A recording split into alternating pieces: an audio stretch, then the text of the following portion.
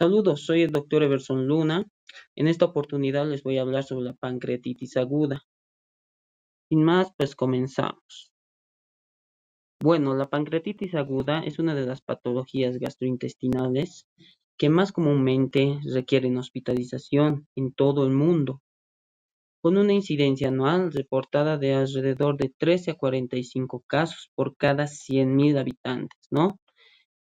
Y en un gasto en salud que excede los 2,5 billones de dólares. Los avances en el manejo de pancreatitis aguda durante la última década se han asociado con una disminución de la mortalidad. Bueno, con estos datos podemos empezar. Dentro de la definición, la pancreatitis aguda es un proceso inflamatorio agudo que ocurre en el parénquima pancreático. Caracterizado por un espectro clínico notablemente amplio. La pancreatitis aguda es muy frecuente y es una de las enfermedades del aparato digestivo que ocasiona un mayor número de ingresos hospitalarios, como ya habíamos mencionado. Dentro de la etiología tenemos múltiples causas, pero dentro de las más comunes siempre hablamos de dos, que son los cálculos biliares en un 40-70% de los pacientes y el consumo excesivo de alcohol en un 25-35%. En ausencia de los cálculos biliares o antecedentes de consumo de alcohol, se deben obtener el recuento de los triglicéridos, que es la tercera etiología más común, ¿no?, a considerar. Estos triglicéridos deben ser mayores a 1.000 miligramos de cilitro para considerarlo una causa de pancreatitis.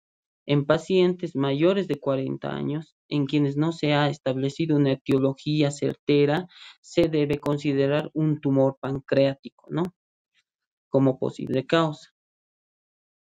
Adentrándonos en la fisiopatología, primero cabe resaltar que el páncreas tiene dos funciones, una endocrina y una exócrina. Dentro de la función exócrina, libera enzimas pancreáticas, como la carboxipolipeptidasa, la quimiotripsina, la tripsina, la amilasa y la lipasa. Es estimulado por el ácido del estómago que libera secretina en el duodeno y también por las grasas y las proteínas presentes en el duodeno que activan la colecistocinina. Estas dos enzimas pasan al torrente sanguíneo y de ahí estimulan a que el páncreas secrete una abundante secreción de líquido pancreático junto con bicarbonato y todas estas enzimas pancreáticas. Dentro de la pancreatitis aguda se ve alterado esta función, este mecanismo fisiológico, ya sea por medio de los cálculos biliares que obstruyen el conducto de Wilson o obstruyen el punto donde desemboca este conducto al duodeno, que es la ampolla de Vater, o también por el agente alcohólico, ¿no? El consumo excesivo de alcohol va a producir que los ácidos pancreáticos se alteren y estas enzimas se activen dentro de estos ácidos y así produciendo una autodigestión del páncreas y provocando una liberación de citocinas proinflamatorias que a la final producen una inflamación y producen todos los signos, síntomas característicos del páncreas. Una vez conociendo la fisiopatología de esta enfermedad, pues tenemos que diagnosticarla y la podemos hacer con tres criterios que según el Colegio Americano de Gastroenterología nos dice que el dolor abdominal compatible con la enfermedad sería uno de los criterios. Este dolor debe de ser lancinante y habitualmente lo refieren como un dolor en cinturón, ¿verdad? Además, el segundo criterio sería la elevación de la amilasa o la lipasa 3 veces superiores al límite normal. ¿Esto qué quiere decir? La amilasa, lo normal sería de 28 a 100 unidades litro. 3 veces a eso debe estar elevada. Y la lipasa de igual manera. Lo normal es de 13 a 60 unidades litro, ¿no? Y el tercer criterio son los hallazgos característicos en imágenes abdominales. Claro que este último criterio nos sugiere que no se realice una tomografía computarizada de rutina en forma temprana. Esto es dentro de, bueno, antes de las 72 horas no está recomendable utilizar una tomografía. Esto nos lo dicen las guías americanas, ¿no? Además, con el propósito de determinar la gravedad de la pancreatitis, se debe reservar este estudio diagnóstico para posterior a las 72 horas, ¿no? Del ingreso hospitalario y de haber ya iniciado medidas iniciales de tratamiento. Una vez diagnosticado o teniendo la sospecha diagnóstica, tenemos que utilizar un sistema de predicción de gravedad. Tenemos dos tipos de sistemas, los que son analíticos y los que son radiológicos. Estos últimos debemos utilizarlos después de las 72 horas o si el cuadro se complica. Dentro de los criterios analíticos tenemos los criterios de Sears, los criterios de Ramson y de Visa.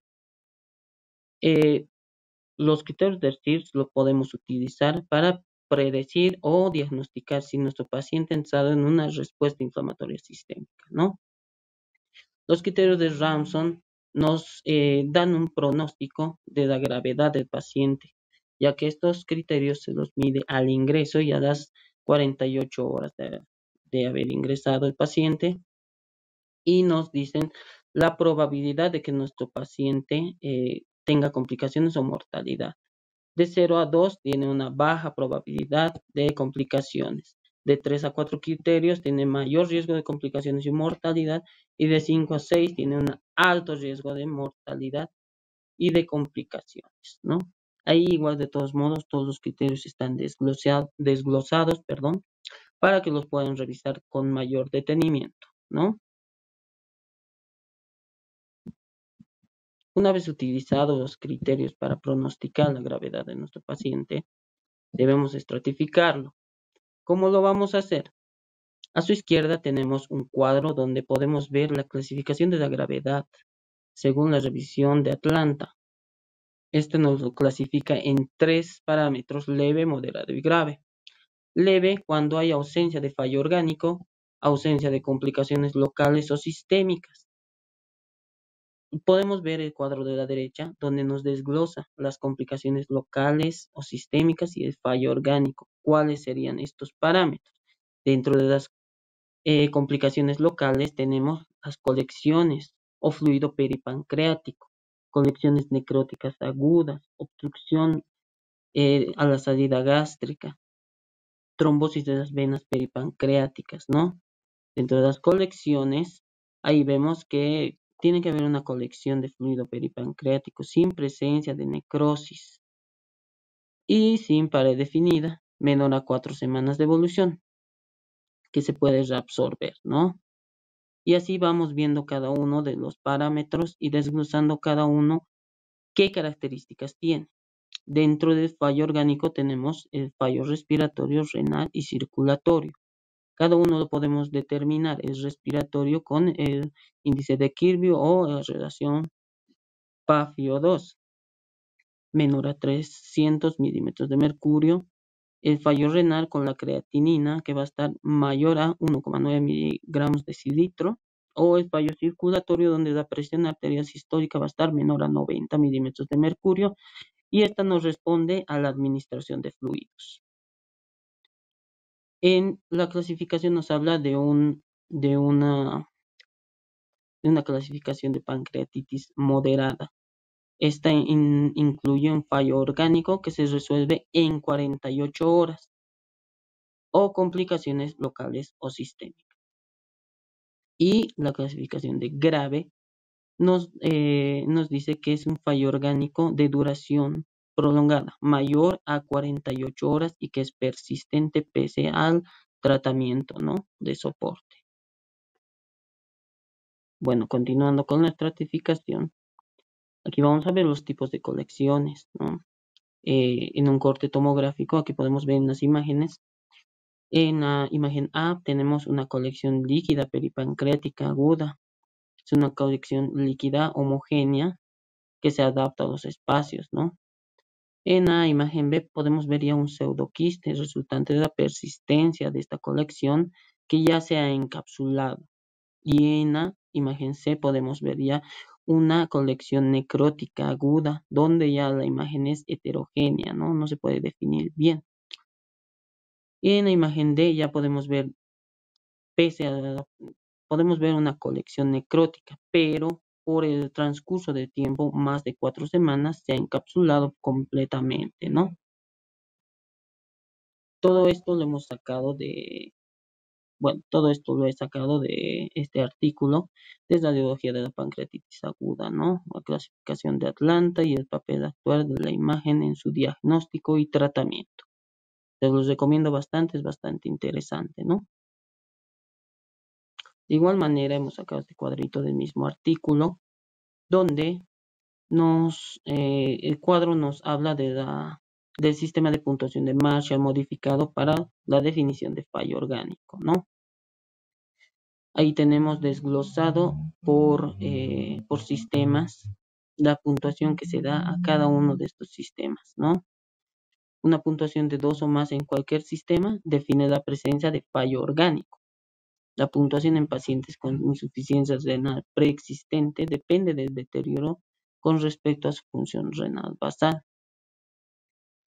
Bueno, dentro de los parámetros respiratorios tenemos la PAFIO-2, como se los había mencionado más antes, con puntuaciones de 0 al 4 dependiendo de la cantidad, ¿no? Del número. Dentro del fallo renal tenemos la creatinina en miligramos decilitro, como les había mencionado, con puntuaciones de 0 al 4. Y dentro del fallo cardiovascular tenemos la presión arterial sistólica, ¿no? Dentro del tratamiento, para evitar, tenemos varias medidas. La primera sería evitar la hipoperfusión pancreática. En pacientes sin evidencia de hipovolemia, debemos administrar fluidoterapia a razón de 1,5 ml por kilogramo hora. Sin embargo, en pacientes con hipovolemia podemos iniciar con un bolo de 10 ml kilogramo. Es muy importante que guiemos nuestra hidratación, nuestra fluidoterapia, con parámetros laboratoriales, como por ejemplo la presión arterial media, que debe estar entre 65 y 85 milímetros de mercurio, la diuresis, que debe estar entre 0,5 ml kilogramo hora, el nitrógeno ureico, que debe estar menor a 20 miligramos decilitro, la urea menor a 40 miligramos decilitro y el hematocrito menor a 44%. Estos parámetros nos orientan a que estamos haciendo una rehidratación adecuada. El siguiente punto es disminuir el riesgo de translocación bacteriana. ¿Cómo logramos esto? Eh, en pacientes con pancreatitis leve a moderada, se debe iniciar una ingesta oral precoz dentro de las primeras 48 a 72 horas. Pero es importante que nuestro paciente presente ruidos hidroaéreos, no presente vómitos y tampoco presente signos, síntomas de ILE, ¿no? Todas estas recomendaciones lo he sacado, perdón, de las guías de la Asociación Internacional de Pancreatología sobre la pancreatitis aguda este 2025 y además de las guías de manejo de pancreatitis aguda del Colegio Americano de Gastroenterología. Adentrándonos en la anticoagulación, se debe valorar al paciente si es candidato a una anticoagulación profiláctica con heparina de bajo peso molecular. Esto para evitar una enfermedad tromboembólica pulmonar. La analgesia es uno de los puntos importantes porque el paciente no debe de sufrir. Una pauta analgésica basada en evidencia nos dice que se puede utilizar metamizol y si fuese necesario rescates con opiáceos, ¿no? Que son bastante recomendables. Dentro de la utilización de antibióticos, esta guía nos recomienda que se deben utilizar antibióticos si se ha confirmado la infección, ¿no? O hay una infección extrapancreática, ya sea confirmada por laboratorios o por imágenes. También nos dice que si tenemos algún tipo de cultivo de alguna secreción, ya sea cultivos de sangre, cultivos de esputo, de bilis, de orina o de líquido de drenaje, podemos iniciar antibiótico terapia. Lo que nos recomienda es que nos guiemos por biomarcadores como la PCR, la procalcitonina o la leucocitosis. Estos no son recomendables para iniciar una antibiótico terapia, ¿no? Tampoco nos recomienda iniciar antibióticos de manera profiláctica. Todo esto es de las guías que ya les había mencionado. En pacientes con pancreatitis aguda complicada, con colangitis, se ha demostrado que la CEPRE o colangiopancreatografía retrógrada endoscópica temprana dentro de las primeras 24 horas disminuye la morbimortalidad. Además que administrar indometacina rectal para prevenir la pancreatitis post-CEPRE en individuos es bastante útil. Administrar también solución Ringer lactato a una velocidad 13 ml/kg durante el procedimiento o un bolo de 20 ml/kg después del procedimiento, seguido de una infusión de 8 horas a 13 ml/kg, reducen las complicaciones. La colocación profiláctica de un stent en el conducto pancreático es una estrategia rentable para la prevención de una pancreatitis post-fiebre, ¿no? En pacientes de alto riesgo. Los siguientes procedimientos que se pueden utilizar son la punción con aguja fina, punción con aspiración con aguja fina guiada por tomografía computarizada, ¿no? La necrosectomía endoscópica, la necrosectomía quirúrgica mínimamente invasiva. Todos esos procedimientos los podemos utilizar, pero en resumen, ante una colección necrótica sintomática, rebelde al tratamiento médico y con una alta sospecha de infección, se administrará tratamiento médico si es posible durante 4 semanas, esto para enfriar el cuadro, por así decirlo, ¿no? Si tras este periodo no se ha solucionado, se procede al drenaje simple por endoscopía o percutánea. Si a pesar de ello hay síntomas o sepsis persistente, se procederá a una necrosectomía endoscópica o quirúrgica mínimamente invasiva, esto dependiendo del paciente, porque todos los pacientes son distintos, ¿no? Bueno, ya concluyendo con la presentación, tenemos 3 conclusiones, ¿no? La primera, que a todo paciente se debe realizar una evaluación del estado hemodinámico y de riesgo para estratificarlo, ¿no? De las categorías de mayor a menor riesgo para ayudar a considerar la admisión de este paciente a una cama monitoreada o no monitoreada, esto quiere decir a una cama normal en piso o a una unidad de cuidados intensivos, ¿no? Segunda conclusión, si bien se sugiere que todos los pacientes con pancreatitis reciban hidratación moderadamente agresiva con cristaloides isotónicos, se debe tener bastante precaución en pacientes que tienen comorbilidades para evitar una sobrecarga de volumen. Y como última conclusión, se ha visto conveniente en pacientes con pancreatitis complicada, con colangitis, que la CEPRE temprana dentro de las 24 horas, disminuye la morbimortalidad de estos pacientes. Bueno, muchas gracias por su atención, espero que les haya servido y estoy presto a responder preguntas. Si quieren, me las mandan por mensajito, ahí tienen todas mis redes sociales y si pueden, denle un like, síganme, ¿no? Gracias, hasta pronto.